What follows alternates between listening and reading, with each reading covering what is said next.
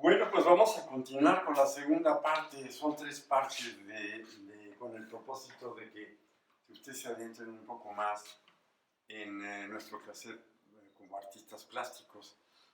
Voy a seguir mencionando las diferencias y las coincidencias, si me alcanza el tiempo, en esta ocasión, entre la obra de Caballete y la obra mural. Por ejemplo, las herramientas. En una obra de Caballete, bueno, podemos usar esto que usaban los florentinos. Esta es una cuadrícula en una mica que a mí me permite ver, por ejemplo, un objeto, una escena, una serie de imágenes, un paisaje, si se trata de un paisajista, o un retrato, y si yo tengo cuadriculado mi lienzo, pues yo en un momento dado puedo avanzar rápidamente en lo que refiere a la fidelidad de la dimensión o de las dimensiones que contienen los objetos de esa pintura. Esta es una de las herramientas más comunes, es clásica de los florentinos, de Alberti, de Leonardo, de muchos de los grandes pintores renacentistas, aunque hay pintores que los usan actualmente. En cuanto a materiales, en la obra de Caballete pues, se pueden usar los colores comerciales de diferentes marcas inglesas, francesas, alemanas o mexicanas, como Politec. Politec es de Politécnico, porque el ingeniero José Gutiérrez fue el inventor del acrílico, después de que estuvo años trabajando en Estados Unidos como muchos wetback.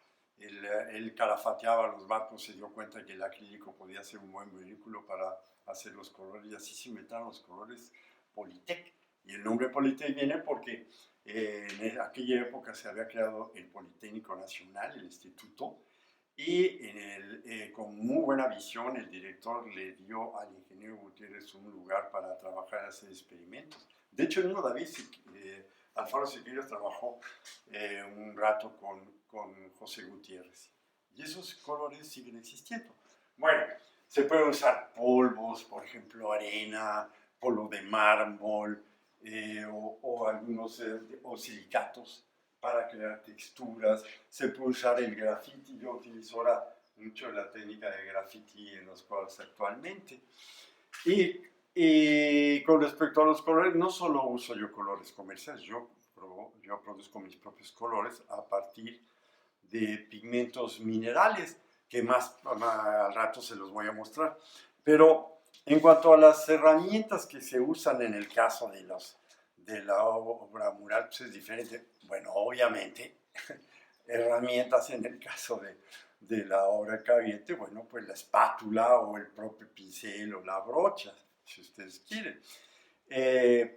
O el aspersor, ¿no? Para crear lo que se llama el spray o spray.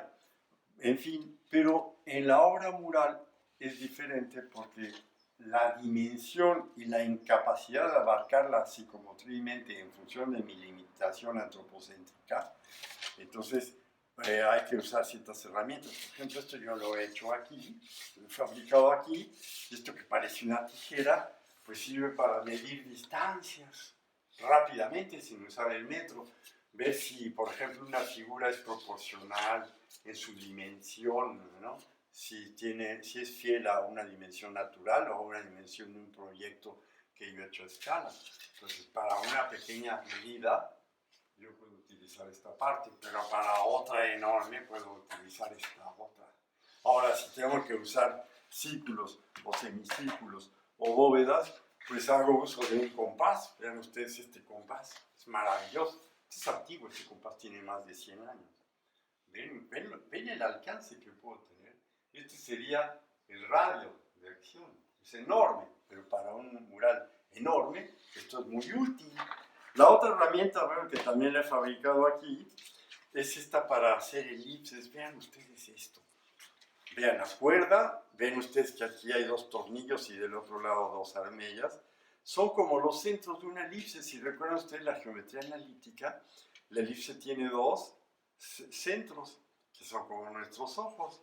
Y si yo la coloco así, verán ustedes que al recorrer con un lápiz o un crayón, yo genero una elipse.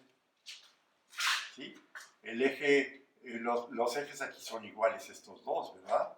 Pero si yo lo voy moviendo un eje mayor y otro menor hasta llegar a su punto extremo, que sería este, ¿sí?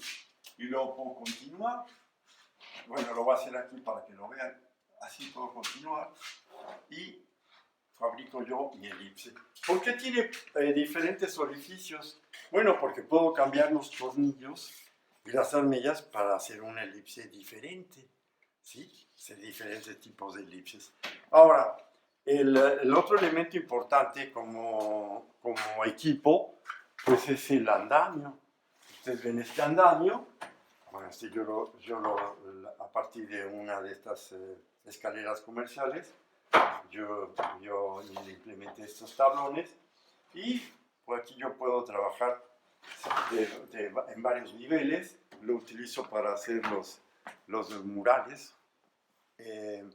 Y casi todo lo que tengo aquí, si ustedes ven, es movible, porque cuando uno está trabajando, las mesas con los colores tiene que tener, pues rápidamente tiene que moverse, por lo tanto tiene que tener ruedas, ¿no?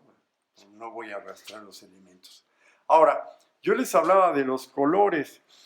Por ejemplo, aquí tenemos esta presentación que son pigmentos minerales, son maravillosos. O sea, yo tengo una obsesión por el color. Por ejemplo, ven este es un verde esmeralda, pero es un pigmento puro. ¿Qué cualidad tienen los pigmentos puros que son de alta resistividad? ¿Qué es eso de alta resistividad o resistencia? Pues que resisten la temperatura, resisten los cambios físicos y también las reacciones químicas. Al ser óxidos ya no se pueden oxidar.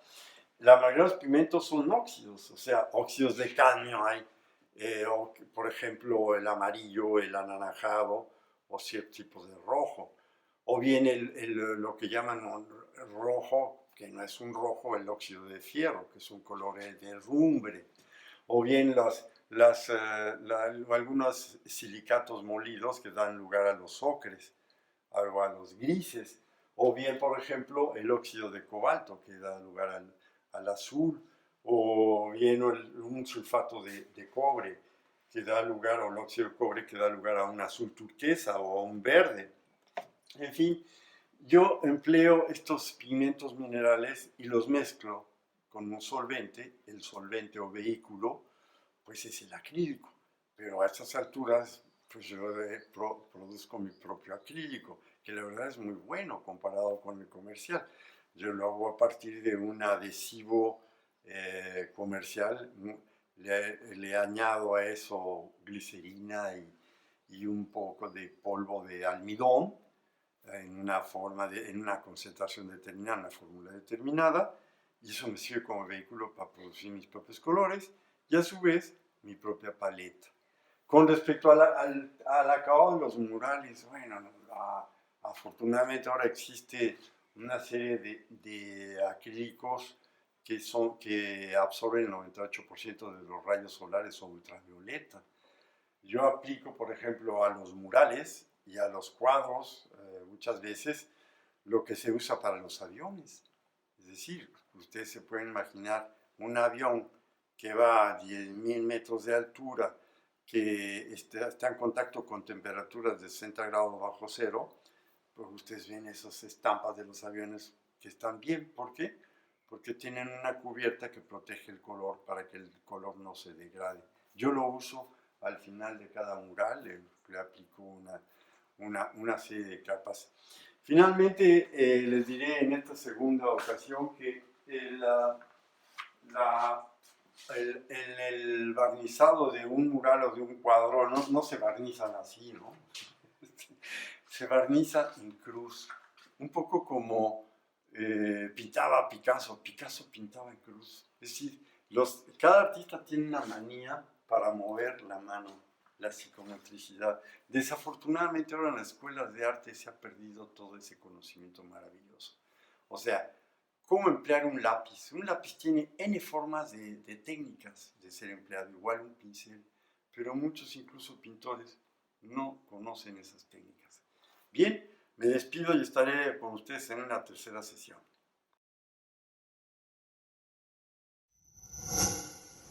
Gobierno de México.